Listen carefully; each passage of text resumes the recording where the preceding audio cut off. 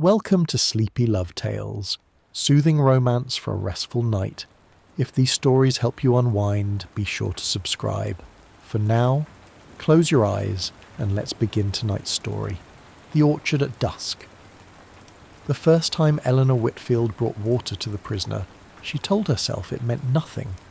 She'd stood on the porch watching the guards curse at the man collapsed beneath her winesap tree. A man folded at the knee like something poorly made, one hand pressed flat against the root-heaved earth, as though he might push himself back into standing through sheer argument with gravity. The guards' voices carried the flat vowels of Ohio, of Indiana, of places where this valley was not a wound but a campaign. One of them kicked the man's boot. The man's shoulders tightened, but he did not rise. Eleanor set down her tin cup. She'd survived 2 years of occupation by mastering the art of stillness. She had learned to move through her own land like weather, present, necessary, invisible. She paid her requisition fees without argument. She did not weep when they took the last of her preserved pears in July. She had become, through sustained effort, the kind of woman men looked through. But she was already down the hill before she decided to go. The guard, the young one, barely 19, whose name she had learned was Pike, turned when he heard her footsteps on the frost-hardened dirt. He had the expression of someone caught at something. "Ma'am." "He collapsed working my land," she said. "I'll not have a man die beside my trees for want of water." She did not look at the prisoner yet. She handed the cup through the fence slats, keeping her eyes on Pike's face. The face of a boy who was very tired of making decisions. He stepped back. She looked down then. The man had lifted his head. His face was hollowed in the way of long deprivation, the jaw sharpened by months of insufficient meals, but his eyes, grey-green, quiet, and lit with something she recognised as a scholar's particular quality of attention, were completely, undefensibly present. He looked at her the way she'd not been looked at in 2 years, as though she were worth cataloguing. "Thank you, ma'am," he said. His voice was measured. She heard, beneath the courtesy, that he was keeping himself careful. "Drink," she said. He drank. She walked back up the hill. She didn't run, though something in her chest moved faster than she was moving. She returned at dusk with salve wrapped in clean cloth. She had argued with herself the entire afternoon. She had pressed apples, strained cider, turned the argument over like soil. The water was charity, the salve is involvement. The distinction felt important until she stood at the fence again in the amber failing light and saw that his leg had been dressed with something filthy, and the argument dissolved. "I am Eleanor Whitfield," she said through the fence slats. "This is my land." "I know," he said. He was seated with his back against a tent post, his injured leg extended before him.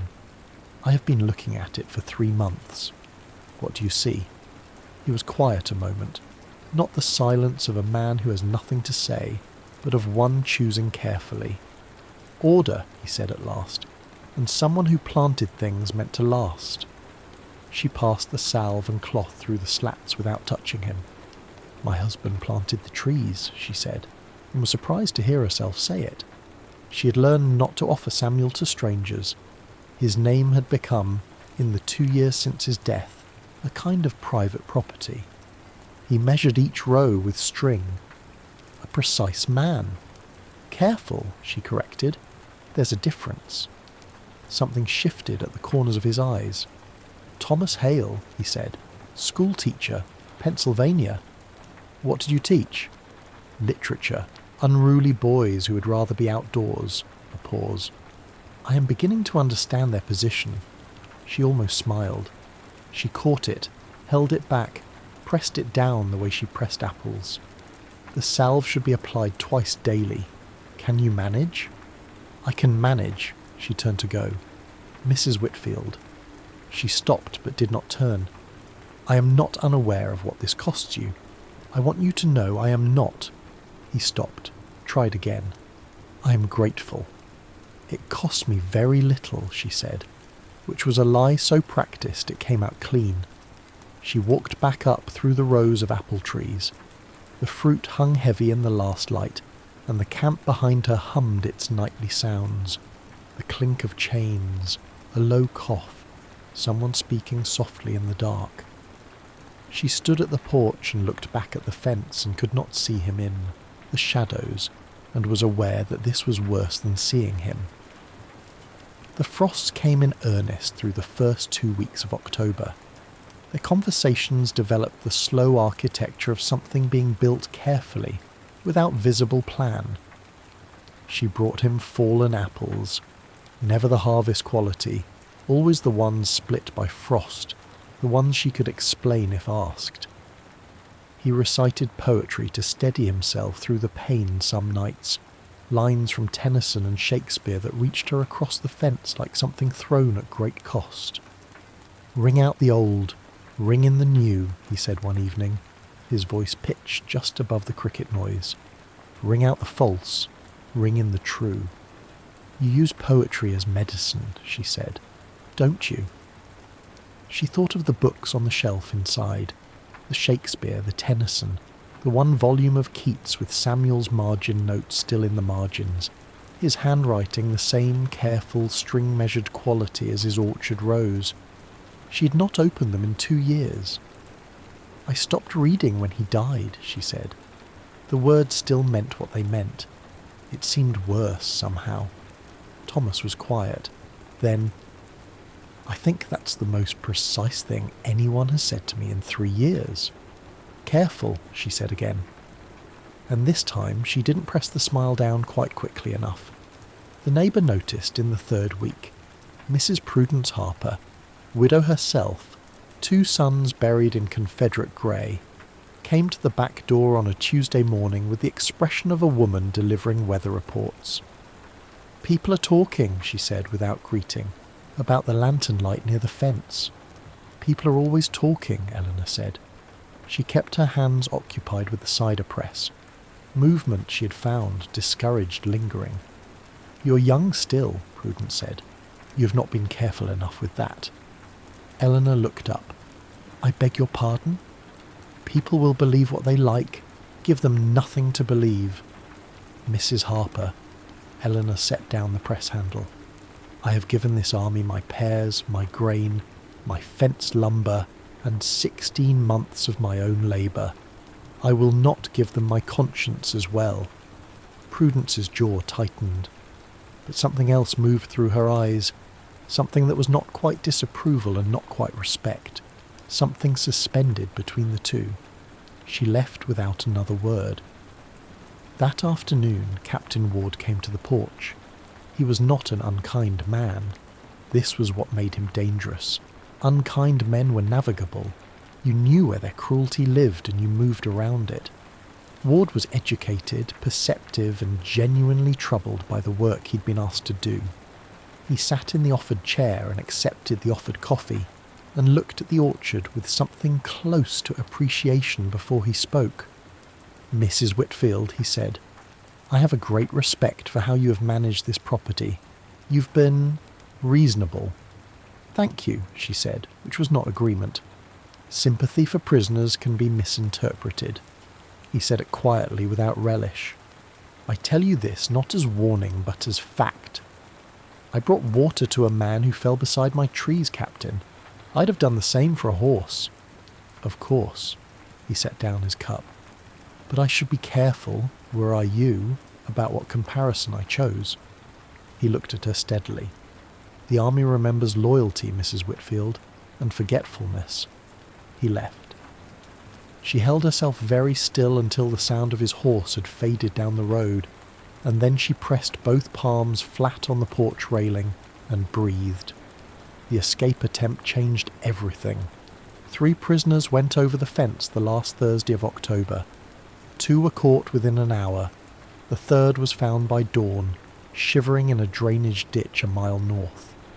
None of them were Thomas, but the camp contracted after that. Doubled guards, halved rations, no Labour parties near the orchard for 11 days. 11 days. She had not realised, until they were gone, how thoroughly she had organised her afternoons around the fence. She harvested alone. She processed the cider alone. She read, finally, the Keats, not because grief had lifted, but because it seemed important suddenly to practice being present inside words again. She read to herself at the kitchen table in the evenings, and occasionally she read aloud, quietly to the empty room, and told herself she was not imagining that anyone might hear. When the Labour parties resumed and Thomas appeared at the fence again, it was dusk, and the light was doing the thing it did in October, turning everything it touched the colour of sustained attention, gold going amber, going bronze. He looked thinner. His face had taken on the particular transparency of a man who had spent 2 weeks being cold. She had brought the salve again, and a piece of woolen cloth she could claim was scrap. "You are uninjured," she said. It came out too quickly, too honest. "I am uninjured," he confirmed. He looked at her for a moment. "Were you worried?" She passed the cloth through the slats. "I was practical. I've invested considerable salve." His hand closed around the cloth, and for a moment, less than a moment, the duration of a breath held and released. His fingers rested against hers. Neither of them moved. "Eleanor," he said. Just her name. Just her name, said as though it had weight, as though he had been considering its shape and had decided, finally, that it belonged precisely where he placed it. She drew her hand back. The place where his fingers had rested held the impression of warmth for a long time after. It was the frost scene she would remember. The temperature dropped sharply the second week of November, and the remaining fruit on the trees, the late Ben Davis variety last to ripen, began to split. She was out at 3 a.m. with lanterns, pressing salvageable apples into baskets, working against the cold with the focused efficiency of a woman who had long since stopped sleeping well. She heard his voice before she saw him. He had been brought out on a night work detail, drainage trenches again, and the party had stopped within hearing of the fence. She was not certain if it was deliberate on his part, or accident, or something in between. "The woods decay and fall," he said very quietly, just loud enough. "The vapours weep their burthen to the ground." Tennyson, Tithonus, locked in immortality, watching everything that loved him wither around him. She set down her basket. She walked to the fence. He was close, just on the other side, his breath visible in the lantern's reach. The temperature was below 30 and he had no coat, and the wound in his leg had healed badly, and he stood with his weight shifted slightly to the right to compensate. And she looked at him, and felt something she had been carefully preventing herself from feeling for 6 weeks move through her chest like a key in a lock. "You're freezing," she said. "I'm adequately. Don't." She removed the shawl from her own shoulders. He opened his mouth. "Don't argue with me," she said. "I am cold. I have another inside, and you are stubborn in a way that will kill you if left uncorrected." She pushed the shawl through the slats. He held it without putting it on, looking at it as though it had said something. Then, "The worst of it," he said very quietly, "is not hunger. It is becoming less." He looked up. "Every week I am less. Less than I was. Less than I intended." She held the fence slats with both hands. "You're not less," she said. He looked at her the way a man looks at something he's afraid to believe. "How would you know?" he said. Not accusation, genuine question. "Because I have been watching you for weeks," she said. "Because I know what less looks like, and it does not recite Tennyson at 3 a.m. for the benefit of a woman trying to save her apples." A guard moved in the dark 20 yards away. They both went still. After a long moment, Thomas put on the shawl. "You told me I was not less," he said quietly. "I don't say things I don't mean, Mr. Hale." "No?" Something moved through his face. Not a smile exactly, but the architecture a smile is built from. "No, I've noticed that." The order for inspection came down in the last week of November. She learned from the stable boy, 15 years old, son of a freed family who worked her orchard, who had heard it from a cook who had heard it from a supply sergeant. Officers were investigating reports of civilian aid to prisoners in 3 locations along the valley. An example she understood was the purpose of the exercise. She had a night to decide. She sat at the kitchen table with the Keats open in front of her and could not read a word of it. She thought of the orchard, which her husband had measured into rows with string and stakes, which had survived the first 2 years of war through her careful neutrality. She thought of what Ward had said, "The army remembers loyalty." She thought of Thomas saying, "It is becoming less." She thought, "And what am I if I make myself less to keep my land?" She did not sleep. Dawn came grey and cold. The transfer party assembled at 6, a dozen prisoners being marched north, their breath rising in collective clouds, their chains ringing against the silence. Thomas was among them. She could see him from the porch, his height marking him among the others, the shawl still around his shoulders, the shawl she had given him. An officer was inspecting papers at the head of the column. Guards stood at intervals. Somewhere behind her the stable boy had appeared, wordless, in the orchard, just stood there among the trees as witness, as though he understood what she was about to do. She came down the hill. She walked past the fence, through the gate she had not opened in months, onto the mudded road. She walked until she was in the open space between her gate and the assembled column, and she stopped, and she waited until the officer looked up from his papers and looked at her. "Mrs. Whitfield," he said. Captain Ward beside him closed his eyes briefly. "That man," she said, and her voice was level, was steady, was everything she had spent 2 years cultivating. "Collapsed working my land 3 months ago. His wound was reopened by labour on my ground. I provided medical aid." She let that settle. "If your inquiry concerns the distribution of salve and clean cloth and fallen apples, I will account for every ounce. It is not aid in the military sense.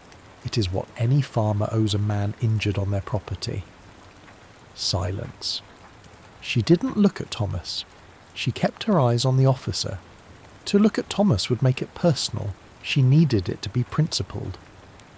"You account for this yourself, Mrs. Whitfield?" the officer said. "I do." "You are aware of the regulations regarding civilian—" "I am aware," she said, "that a man was hurt on my land. I am aware that I live in a country presently divided over the question of whether men deserve their own bodies, and I will not stand by while a man is destroyed by an infected leg I could have helped and failed to." She paused. "You may take my orchard, Captain. You may take my pears and my grain as you have already taken them, but I will not answer for having acted decently." The wind moved through the orchard behind her. A crow called twice and fell silent. The officer looked at her for a long moment. Then he looked at his papers. "Pike," he said to the young guard, "return Hale to lighter duty." He walked away. Ward looked at Eleanor. Something moved through his face. Not approval exactly, but something adjacent to it. He put his hat back on and followed the officer without speaking. She stood in the road until the column had moved off, until only Thomas remained, flanked by Pike, who was very carefully looking at the horizon. Now she looked at him. He looked at her the way she'd been looked at 3 months ago, with the total cataloguing attention of a man who had decided something was worth keeping. "You could have lost everything," he said. "I know." "Why?" "You told me," she said quietly, "that hearing my voice reminded you that you were still a man. You told me that." She held his gaze. "What would I be if I allowed myself to forget that you were?" A long silence. "Eleanor," he said. "Go inside," she said. "Your leg is worse in the cold." December. The camp thinned. The Confederacy was thinning with it. Even out here in the valley they could feel it, the way you feel a season turning before the temperature has technically changed. A quality in the air, an anticipation of ending. Their conversations at the fence became something else in December. The caution was still there, would always be there, probably. They were both people who had learned to carry caution the way others carry grief, as permanent weather, but within that caution there was now an acknowledgement, something named without being spoken. He told her about his students, the particular boys who had tried his patience, and the particular boys he still thought about. She told him about her miscarriages. She said it simply, in the way she'd learned to say difficult things, clinically, quickly, and then waited for the room, or the space between fence slats, to absorb it. He did not offer comfort. He did not say "I'm sorry" in the reflexive, useless way of people who wish to be finished with another person's pain. He said, "Loss does not make you empty. It makes you known." She was quiet for a long time. "I don't know what to do with that," she finally said. "You don't have to do anything with it," he said. "It's just true." She pressed her forehead briefly against a fence slat, and he was close enough that she could hear him breathe. "I see you," she said, very quietly, to the wood, to the dark, to him. He said, just as quietly, "I know." The camp dissolved the second week of February. She was picking her way through the orchard in the thin winter light when she realized the sounds were wrong.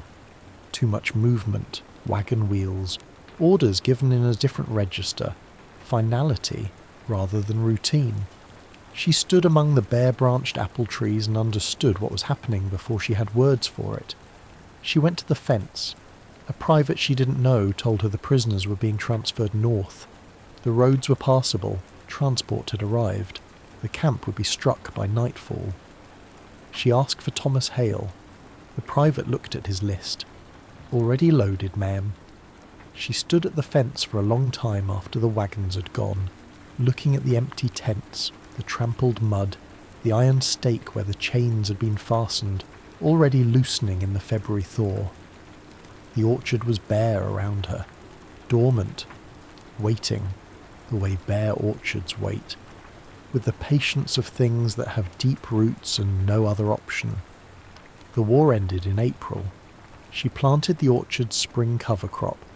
She repaired the south fence, the real fence, her fence, around the property's border, not the camp fencing that had already been carted away by Union salvagers. She read in the evenings.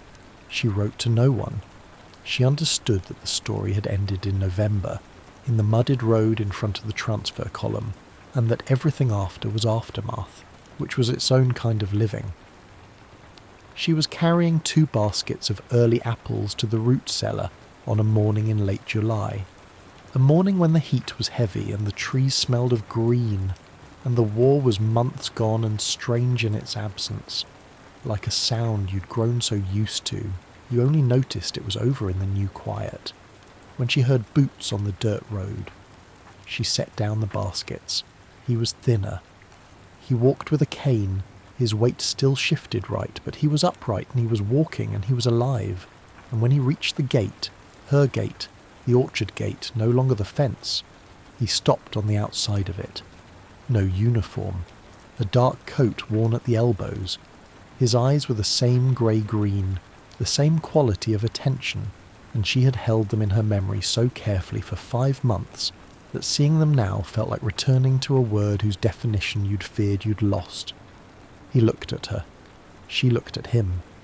The apple trees stood in their rows around her, loaded with early summer fruit, each tree measuring the same careful distance from the next, string measured and purposeful, and they were beginning to ripen again the way things ripened after a long winter, when you had not let the roots die. "You once told me," Thomas said, "that I was not less." She set down the apple basket she was still absurdly holding. "And you told me," she said, "that I was not alone." He didn't ask for promise. She did not declare love. These were people who had learned that the most significant things happened in the margins, in the spaces between words, through fence slats in fading light, and the grandness of proclamation felt false to what they were to each other. She reached out. She opened the gate. He came through it, not rushing, not with the relief of rescue, but steadily, like a man walking towards something he intended to stay. And when he stopped before her, they were no longer separated by fence or allegiance, or the careful distance of maintained survival, and his hand came up slowly, the way he did everything, and touched her face with the same quality of attention he had always given her. The orchard held them in its rows. Above them the apples hung in the summer light, blushing red gold at the edges. Below them the earth was warm and had endured, and the gate behind them stood open. There is a kind of love that does not announce itself, that grows in difficult soil slowly, tended in secret, at great personal cost. That does not ask for witnesses or sweeping declaration, but exists instead as a series of small, chosen acts. Water brought to a fallen man, cloth passed through narrow slats, a name said as though it weighs something. Such love is not lesser for its quietness, it is what survives.